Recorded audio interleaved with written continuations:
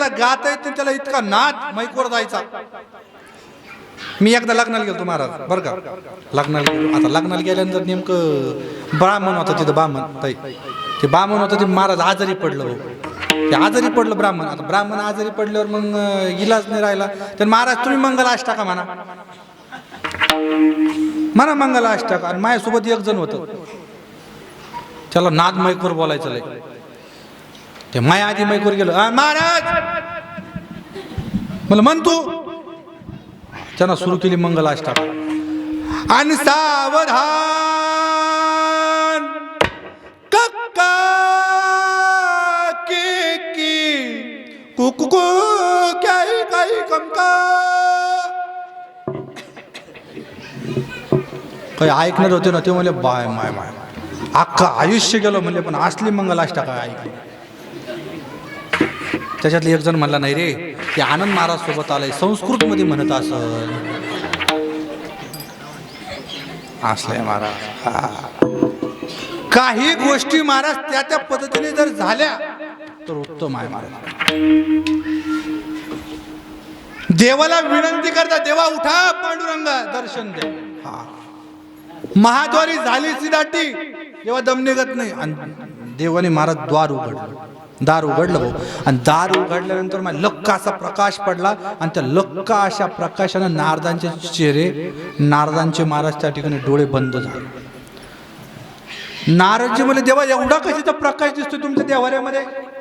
अख्खं जग तुमची पूजा करतंय आणि तुम्ही कुणाची पूजा करायला लागली. भगवंत म्हणले एक काम कर नारदजी तुम्ही जाण तुम्ही बघा मी कुणाची पूजा करतो. त्यावेळेस भाऊ नारदजी स्वतः भगवंताचा देवारा बघायला गेले तर त्या ठिकाणी कोणाची पूजा चालू होती माहिती का. प्रल्हाद नारद अंबरीश पराशर व्यासांबरीश शुक शोनाका अधिक भीष्म. आता हे कोण आहे प्रल्हाद नारद अंबरीश कोण आहे देव आहे का कोण आहे संत आहे. हा संतांची पूजा देव करता. कारण एक सांगू देव आणि संत हे वेगळे नाही. देवते संत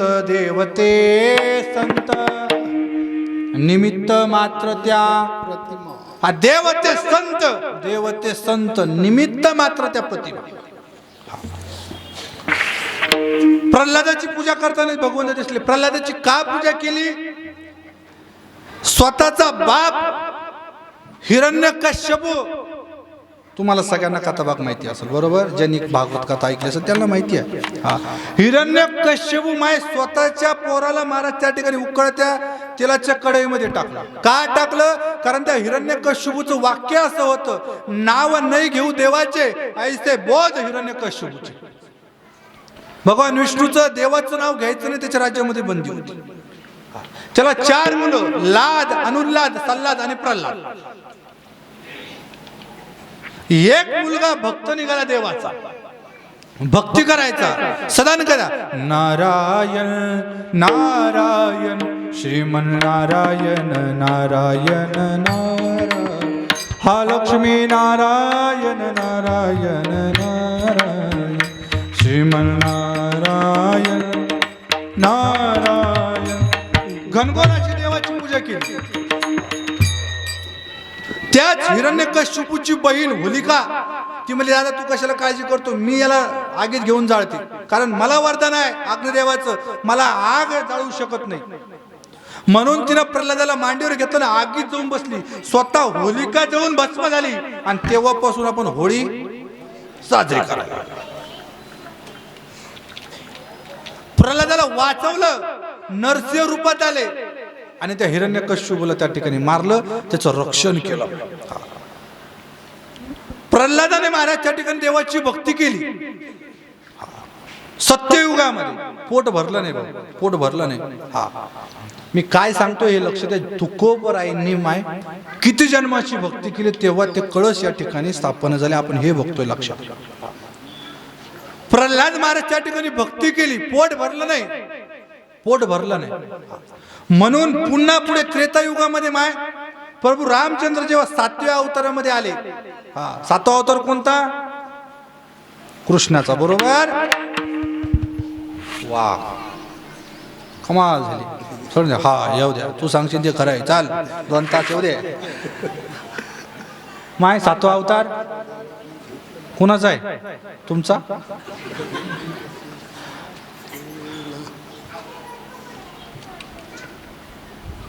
सातवा अवतार कुणाचा आहे? प्रभू रामचंद्र. ज्यावेळेस राम रूपात आले त्यावेळेस ज्यावेळेस हेच प्रल्हादजी पुढे बालीच्या पोटी अंगद या रूपाने आले आणि भक्ती केली. तुम्ही म्हणशाल अंगद कसं काय आलं? अंगदाने महाराज ज्यावेळेस अंगद रावणाकडे गेला होता का, रावणाकडे गेला. रावण म्हणला अरे तो ह्या बापाला त्या रामानं मारलंय, बाणानं लपून मारलं आणि तू त्याची भक्ती करतो, माझ्याकडे ये, तुला चांगलं स्थान देतो. आणि कशाला काळजी करतो? तुला चांगलं उच्च स्थानावर बसून तुला चांगला मान सन्मान मिळेल. तुझ्या वडिलाला तिने मारलंय. या अंगदाने सांगितलं माझे वडील ज्या ठिकाणी गेले का काही दिवसात तुला तिथं जायचंय. कळतंय? बुद्धी भटकली नाही, मन स्थिर राहिलं. माणसानं जीवन जगत असताना माणसाला भटकवणारे भरपूर आहे महाराज, लक्षात घ्या. पण माणूस जर योग्य रस्त्यावर चालला. अंगदाने महाराज भगवंताची भक्ती केली. श्रीराम जय राम जय जय राम, श्रीराम जय राम जय जय राम, श्रीराम जय राम जय. मोकळ्या म्हणा मोकळ्या. हा श्रीराम जय जय राम, श्रीराम जय जय राम.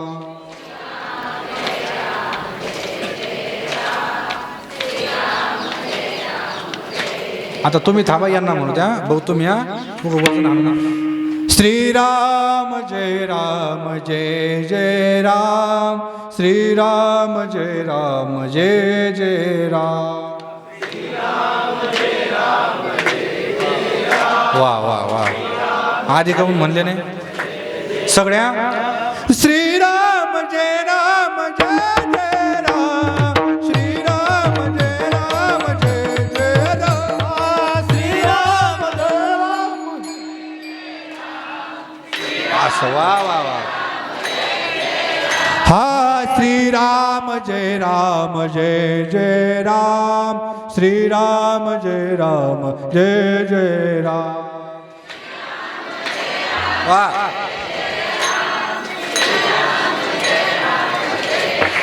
हरि बोल. श्रीराम जय जय राम, श्रीराम जय जय राम, श्रीराम जय जय राम, श्रीराम जय जय राम.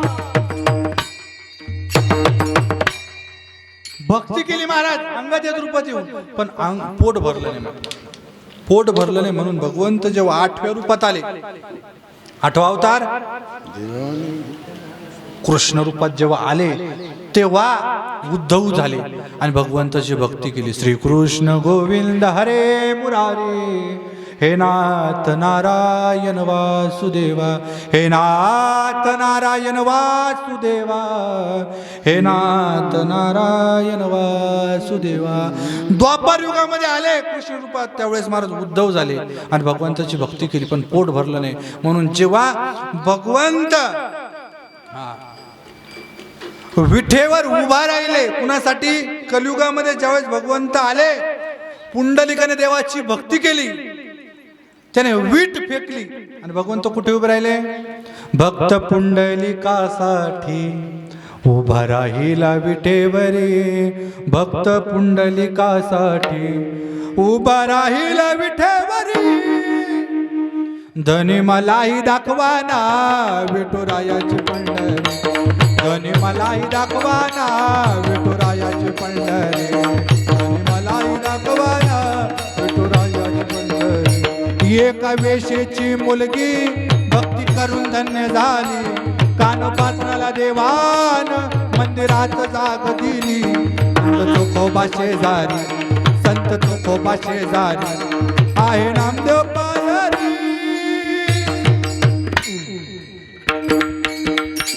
धनी मलाही दाखवाना विठुरायाची पंढरी, पंढरी मला दाखवा ना विठुरायाची पंढरी मला दाखवा ना विठुरायाची पंढरी धनी मलाही दाखवाना विठुरायाची पंढरी. तुम्हाला पंढरपूरला जायची गरज नाही, तुमच्या गावातच पंढरपूर आहे. हा फक्त कसं आहे माहिती आहे का, हा आपल्याला जिथं राहतो लक्षात घ्या परिस्थिती अवघड आहे.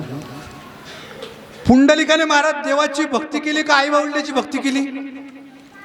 पुंडलिकाने कुणाची भक्ती केली? देवाची भक्ती केली का आई वडिलांची भक्ती केली? आई वडिलांची भक्ती केली. हे कुणाला सांगायले?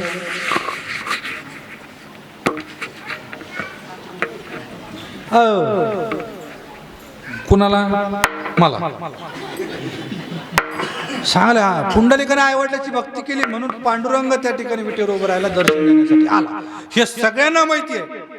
करता का हा माझा प्रश्न आहे. बोला. एक प्रश्न विचारू.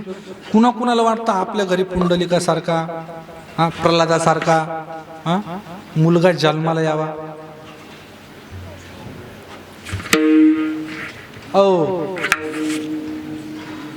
हाय का एखादा? माहिती तुम्हाला वाटतं आपल्या उदरी एखादा प्रल्हादासारखा देवाची भक्ती करणारा हा एखादा जन्माला यावा असं वाटतं कुणाला? त्या मला नकच हात वर करणं नको आणि याचं पुढचं ऐकणं नको.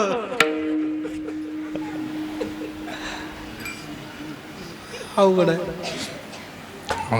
एक सांगू बाय, जिला वाटतं आपल्या उदरी भक्त प्रल्हादासारखा मुलगा जन्माला यावा, जिला वाटतं आपल्या घरी त्या ठिकाणी आई वडिलाची त्या ठिकाणी पुंडलिकासारखा जन्माला मुलगा यावा, जिला वाटत असन तिला स्पष्ट भाषेत सांगतो असं होणं शक्य नाही.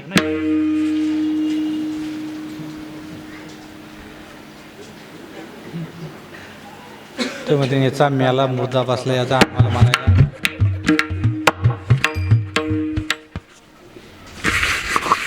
कशामुळं सांगायला माहिती? एक सांगू, जिला वाटतं आपल्या उदरी पुंडलिकासारखा मुलगा जन्माला यावा, छत्रपती शिवाजी महाराज सारखे मुलगा जन्माला यावा, मुलगा जन्माला येईल महाराज, पण कधी?